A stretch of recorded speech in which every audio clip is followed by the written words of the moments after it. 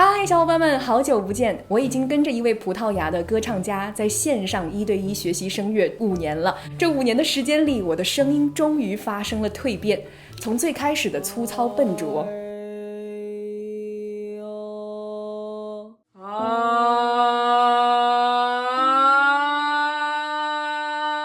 到逐渐有了支点。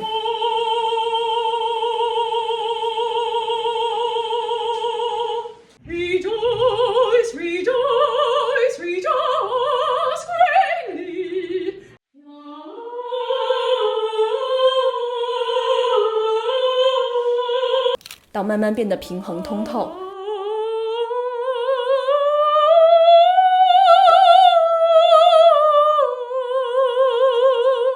Yes, you deserve a hug, Shrey. Very good.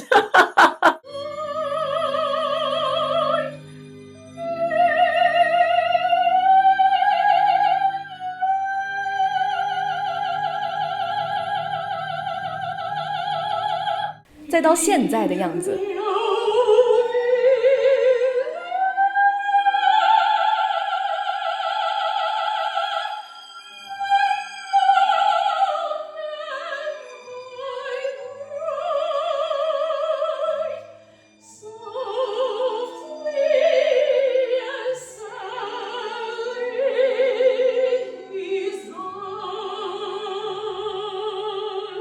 声乐学习其实不仅仅是技术方面的死磕和打磨，更是一场不断克服自我心魔、头脑当中限制理念的过程。声乐它不是我的专业领域啊，它是我诸多爱好之一。但是我发现我把声乐学习的这些心态建设的方法迁移到我自己的专业领域，包括创作视频、做教学、做双语主持、开讲座，我的专业领域也得到了极大的提升。今天呢，我特别想和屏幕前的小伙伴们分享我在艺术学习过程当中学到非常有用的3个心智模型，把它迁移到你的人生各个你感兴趣的地方，相信你没有什么是学不成的，也没有什么是做不成的。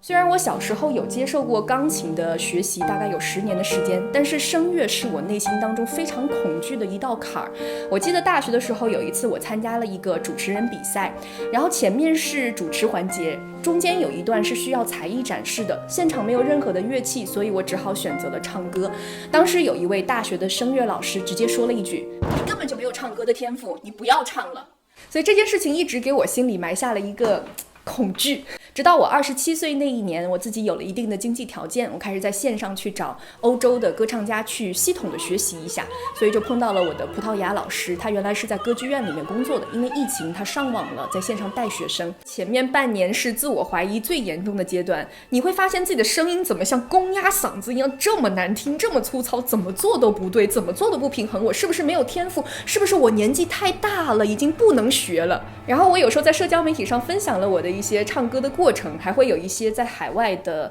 华人歌唱家老师会来批评我说：“我的天哪，你唱得不行，难听死了，没天赋，别丢人现眼了，哎呦喂！”现在回过头来看，其实你会发现，其实技法反而不是最难的，反而是你自我内心的评判的声音。我们的头脑当中往往会有2个自我，一个自我可能是放手去做，相信自己；另外一个自我是不断的去控制、去打压，你是个什么东西，你是个混蛋，你怎么这么菜，你怎么这么慢。我们每当学一个新的技能的时候，我们的大脑一定会冒出这样子的自我评判的声音，这是人的一种生物本能。那老师就经常跟我强调，他教过很多国家的年轻人，发现亚洲人普遍都是自我要求特别高，很喜欢自我批评，而且很害怕犯错的这样的一个群体。他说你一定要去克服自己的这样子的害怕犯错的心态，因为就算犯错了又能怎么样呢？又能怎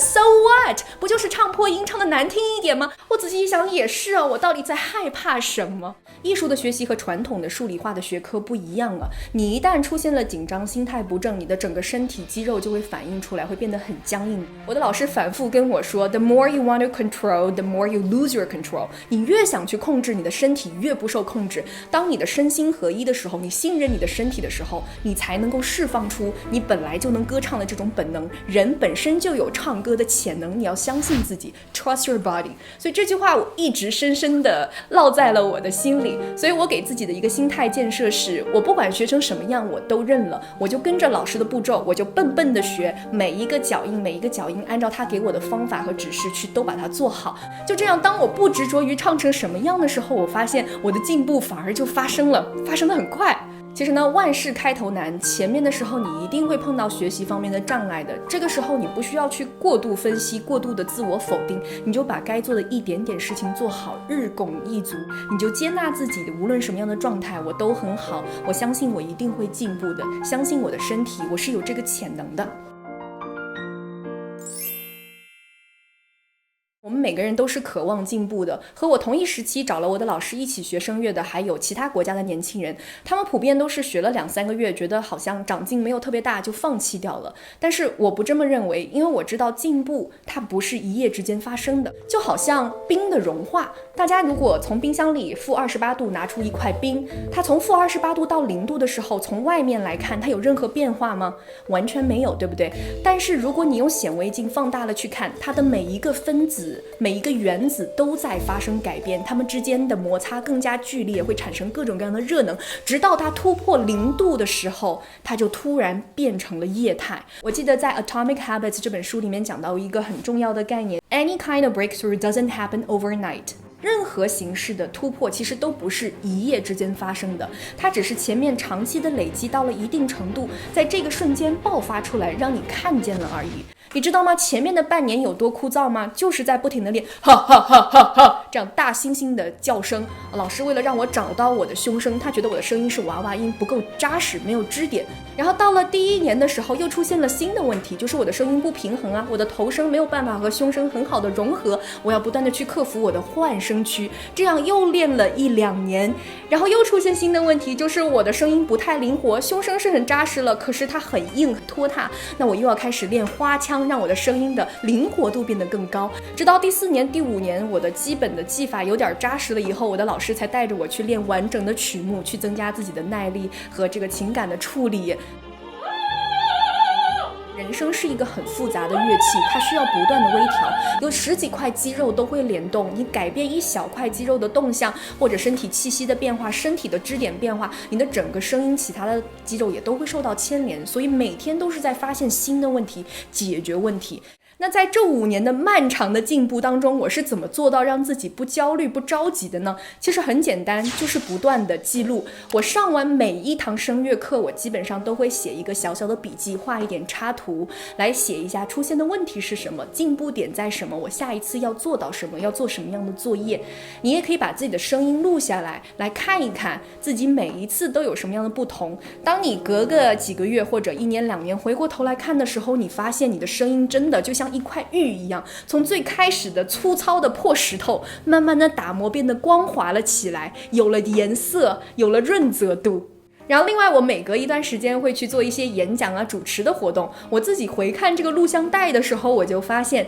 我的声音温润了起来，然后英文和中文的连贯感，然后音调更好听了。 Indeed, Hangzhou has earned a reputation of paradise on earth since ancient times. 这也是声乐学习去反哺了我其他方面的技能，所以大家还是要相信时间的力量，用正确的方法去深耕你自己喜欢的事业也好，还是爱好也好，你要做好一个心理准备，就是这些进步它不是线性进步的，而可能是螺旋上升。就好像你去登山吧，有时候走到半山腰的时候发现，哎呀，死胡同走不通了，那只能往回走啊。但是往回走是一件好事儿，为什么？它可以帮助你或许找到另外一条全新的上升的路径。所以人生有时候也像一个螺旋上升的过程啊，你有时候前进5步又退2步，前进10步又退个3步，但不管怎么样，整体来说它都是有在缓慢前进的。只要你经常记录自己，看到自己的这种微小的进步，你就一定会非常有成就感，能够把这个事情持之以恒的做下来。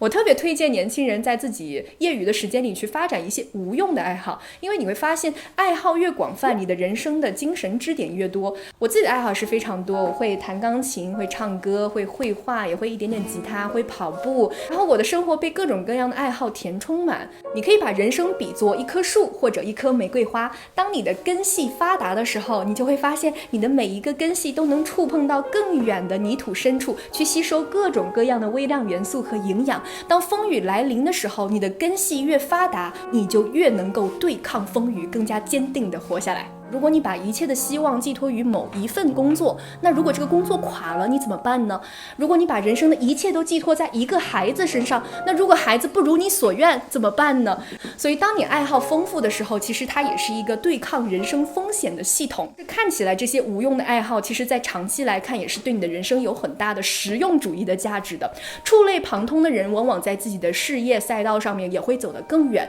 不知道大家有没有读过一本书，叫做 Range， 中文翻译成触类旁通。这本书讲的就是优秀的人，各个领域顶尖的人往往都是多个领域的跨界者。这本书里有很多的硬核研究支持啊，比方说获得诺贝尔奖的顶尖科学家和一般的科学家最大的区别就在于，顶尖科学家往往都拥有业余演员、舞蹈家、音乐家、魔术师等身份，而且他们拥有这些业余身份的可能性是普通科学家的22倍。还有一些研究显示呢，从事过不同职业赛道的人往往更能胜任高管的职位，在创新战略方面会更有优势哈。培养一点无用的爱好反而是更有用的，让你在人生的长河当中走得更远，也可以让自己的精神系统对抗风险。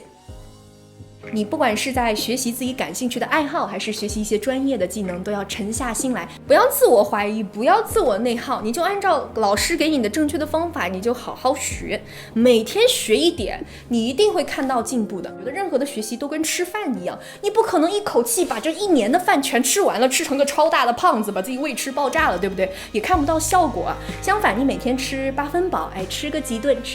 那么这些营养慢慢的就长在了你的身上。技能也是一样的，每天学一点，每天练一点，那么这些技能就慢慢的长在了你的身上，技多不压身。然后另外呢，也想跟大家透露一下，我学的声乐时间整整5年，把我的老师都给熬走了。他说我是他见过的最 dedicated 的学生，然后他就转行了。之前他是在歌剧院里面，但疫情对这个演艺事业冲击很大啊，所以他在线上当了一段时间的这种老师，他也去读了一个商学院啊，然后现在转行去了德国做风投的资金，所以他也开始了人生的新的阶段。很感谢我有这一段时间能跟着一个老师这么持之以恒的学习。接下来呢，我还没有想好是继续学习 classical singing 再找一个老师，还是说去换一个唱法，去找新的老师。不管我继不继续学，但是这个肌肉的记忆一直都会长在我的身上。然后我也相信呢，这个声音也不只是属于我的一个个人的宝贝啊，它也是一个